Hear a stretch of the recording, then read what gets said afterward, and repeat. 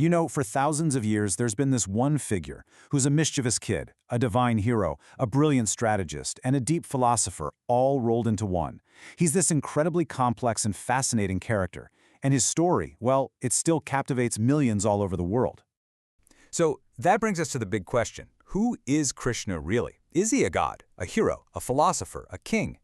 The amazing thing is, the answer is yes. He's seen as all of those things. To really get it, we've got to look at him from a few different angles. Okay, so let's try to unpack this. To really understand who Krishna is, we're going to look at his identity through 3 different lenses. Each one gives us a totally unique perspective, straight from ancient texts like the Mahabharata and the Puranas. So, on one hand, you have the historical figure, maybe a powerful prince or a tribal leader who was a major player in the politics of ancient India. Then, there's the mythological hero, this divine being pulling off these incredible superhuman feats.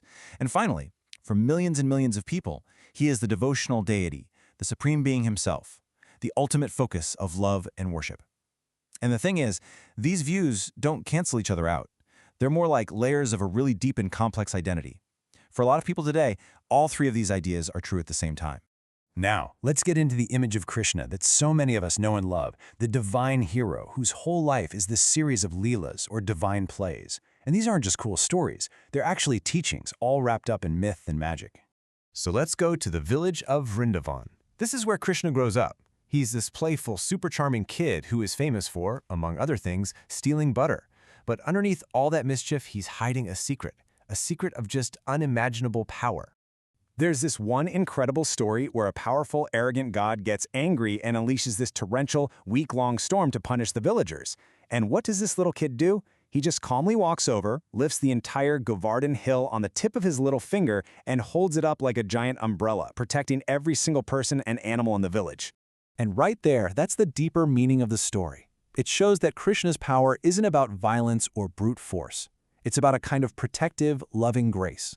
He's the ultimate protector, the one who will literally move mountains to keep his devotees safe. Every single part of how Krishna is shown is just packed with symbolism.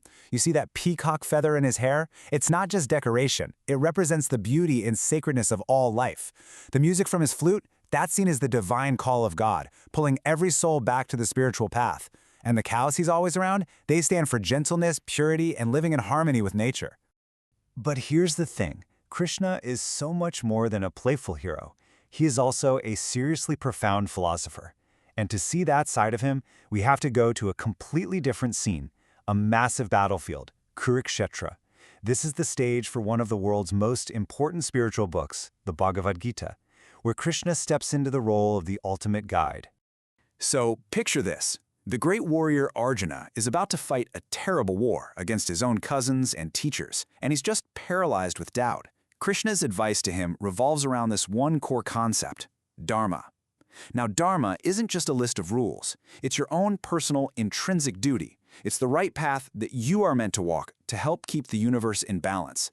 It's all about finding and fulfilling your unique role in the world. And your dharma is tied directly to karma. Karma isn't some cosmic punishment system or fate, it's the universal law of action. When you perform your dharma, your righteous duty, you are literally shaping your own reality. It's the idea that the choices you make, the actions you take today, are what build your tomorrow. And this all boils down to one of the most powerful things Krishna ever said. It's basically a call for radical authenticity. Following your own path, your dharma, even if you mess up along the way, is so much better than being a perfect copy of someone else. It's about finding and living your own truth. Now, as you can imagine, teachings this profound didn't just stay put in ancient India. Oh no, Krishna's stories and his philosophy have crossed borders and centuries, creating this huge, lasting legacy all over the globe. I mean, his cultural footprint is just immense. Of course, he's a central figure in Hinduism, one of the biggest religions in the world. But it goes way beyond that. His teachings have seeped into global philosophy. They've inspired countless works of art, dance, and music, and they found a really powerful home in modern spiritual movements all over the planet.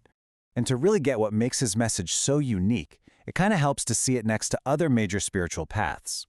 So, while the Buddhist teaching is centered on understanding and ending suffering through the Eightfold Path, And Jesus' message focuses on unconditional love and finding salvation through faith. Krishna's path is all about engaged action.